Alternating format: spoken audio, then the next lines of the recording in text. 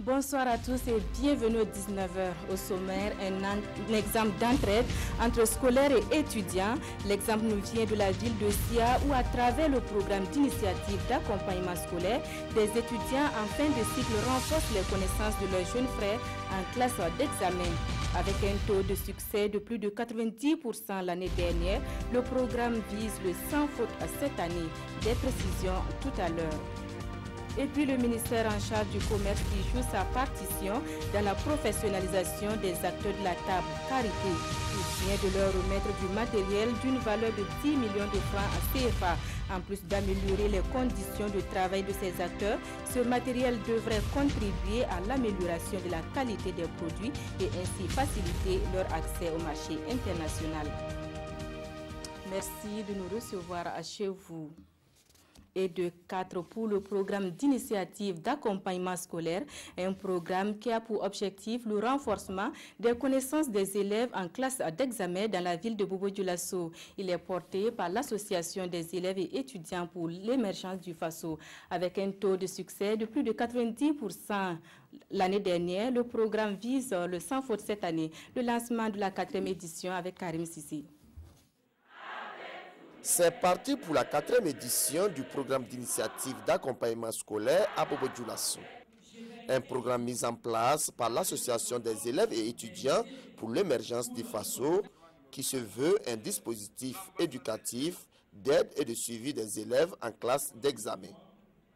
Les matières concernées sont le français, les mathématiques, la physique-chimie et les sciences de la vie et de la terre.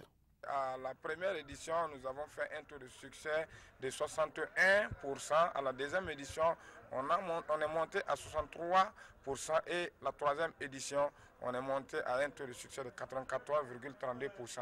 Et pour cette année, nous souhaitons vraiment qu'on fasse 100% de taux de succès. Ce sont les étudiants en fin de cycle qui sont chargés de dispenser les cours. Pour les autorités de la place, de telles initiatives vont certainement rehausser le niveau des élèves vu le contexte actuel de l'année scolaire. Nous devrons nous baser sur notre jeunesse, bien éduquer, les orienter, les outiller pour qu'on puisse relever les défis. Et qu'il soit un exemple de vie de famille solide, socle de la paix et de la cohésion sociale, comme j'ai l'habitude de le dire, et qu'ils véhiculent partout où ils vont être les valeurs, en tout cas, comme on appelle, d'un étudiant pieux. Pour prendre part à cette formation, il faut d'abord adhérer à l'association des élèves et étudiants pour l'émergence du Faso et cotiser la somme de 500 francs par mois. L'encadrement se déroule dans tous les établissements publics de la ville de Bobo-Dioulasso. Fini les cours sous paillotte pour les élèves et enseignants du village de Kamako dans la province du Mouhoun. Le village situé à quelques encablures de Dédougou vient de bénéficier d'une école digne de ce nom. Il est le fruit de l'amitié entre le village de Poundou au Burkina et Flair en France. Une amitié qui dure 40 ans maintenant. Lassina Ouattara et Karim Ouedraogo.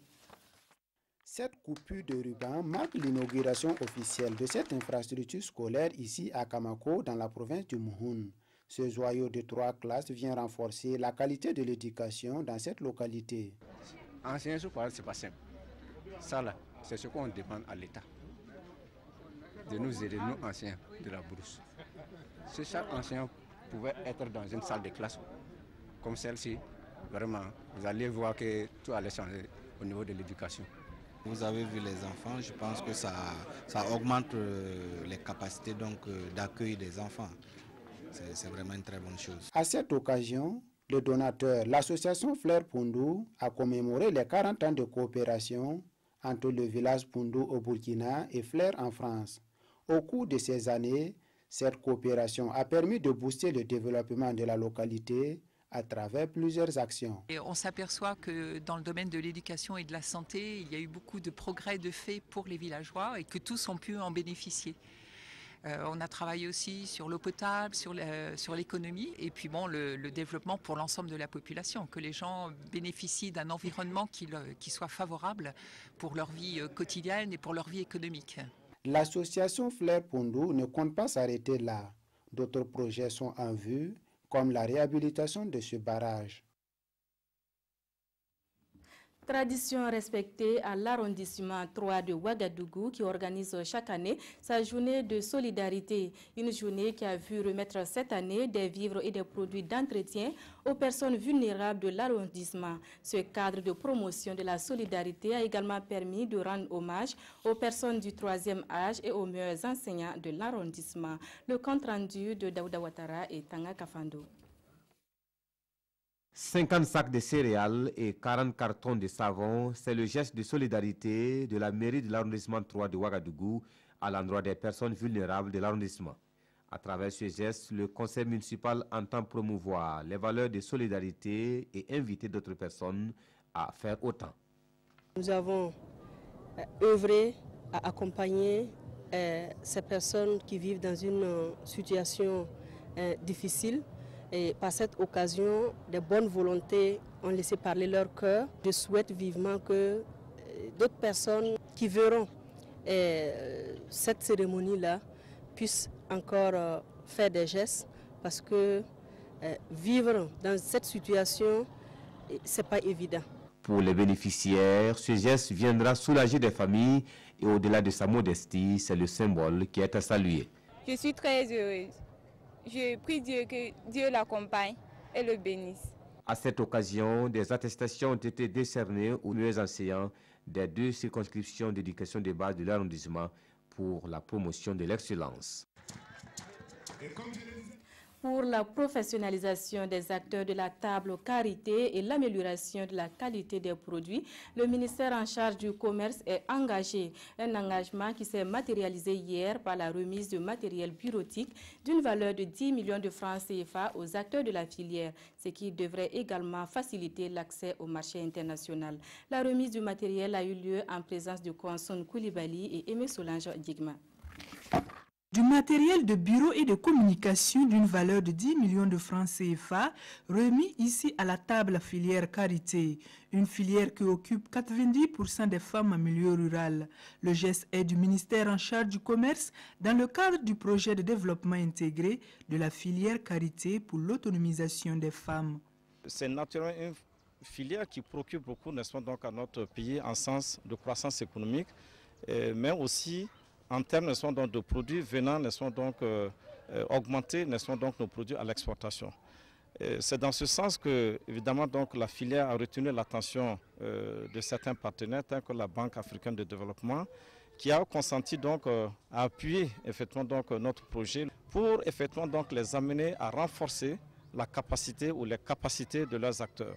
Avec un potentiel productif estimé à 850 000 tonnes d'amandes de karité par an, ce matériel va permettre à l'interprofession de répondre aux exigences des différents marchés et d'offrir des services de proximité à la base. Et ce matériel va nous permettre de pouvoir toucher toutes les femmes qui sont dans les différents villages, dans les communes, dans les départements, dans les provinces et régions qui sont dans le karité pour qu'elles sachent quels sont les enjeux, puisqu'il faut améliorer la bonne qualité. Il faut avoir des amandes comme le beurre de qualité, qui respectent les normes. Le projet vise également à améliorer l'accès des acteurs au crédit pour la collecte et la transformation des amandes de karité. La jeune chambre internationale de Ouagadougou fait sa rentrée solennelle, une rentrée marquée par la passation de charges entre les responsables sortants et entrants. Occasion pour la nouvelle équipe de dévoiler son plan d'action pour l'année 2018. Le reportage de Haruna Mari. Roger Zagré est désormais le nouveau président de la jeune chambre internationale Ouagadougou. Il place son mandat sous le signe de la cohésion, de la clairvoyance et de la culture du résultat. La nouvelle équipe compte 26 membres et a 1 an pour faire ses preuves. Pour le mandat 2018, la jeune chambre internationale Ouagadougou place ça sur 2 axes. Premièrement, c'est le renforcement des capacités des membres. Et notre deuxième axe stratégique, c'est les activités qu'on a décidé de mener en 2018. c'est des activités en termes d'impact qui atteignent nos communautés. C'est ainsi que nous organiserons notre toute première activité qui est un citoyen motorisé et casque. Il y a aussi l'activité que nous appelons 50 familles, 50 poubelles. Et l'activité majeure de notre mandat, c'est la JCI Business Forum qui cette année sera à sa 6e édition. Le parrain a exhorté la nouvelle équipe à s'investir plus pour le bien-être de la communauté. Le nouveau plan d'action proposé par l'EG Zagré présente des opportunités. Ce sont des jeunes qui mènent des activités sans rémunération, sans contrepartie. C'est la preuve que nous avons une jeunesse qui est consciente. Nous avons aussi une jeunesse qui a en pleine responsabilité, d'autant plus qu'ils ont un programme d'action qui va permettre aux populations de bénéficier, je dirais, d'un certain nombre d'infrastructures. La Jeune Chambre internationale compte au total 20 organisations locales membres reparties dans les 13 régions. Elle œuvre dans le social, le civisme et mène des actions pour l'épanouissement des populations. De la musique pour terminer, l'artiste musicienne Tenetina vient de mettre sur le marché discographique un second album. Ibelina, c'est le titre de cette nouvelle œuvre qui vient d'être présentée au public. Sur cet album, on en sait plus avec Ahadi Sandamba. Ibelina, entendez par là la solidarité en langue tierma. C'est le nouvel album de l'artiste musicienne Tenetina, Matene Martin Soulama à l'état civil.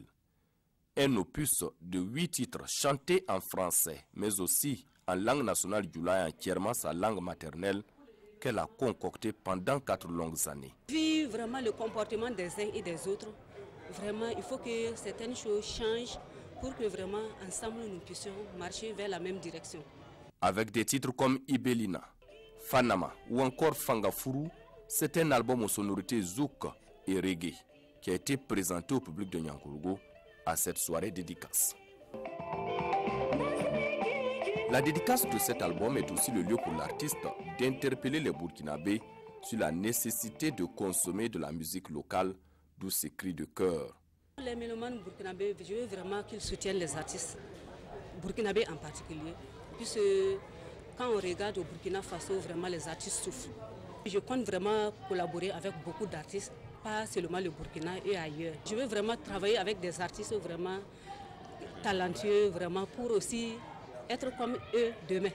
Quand je regarde la qualité de ce deuxième album, le premier aussi n'était pas mauvais.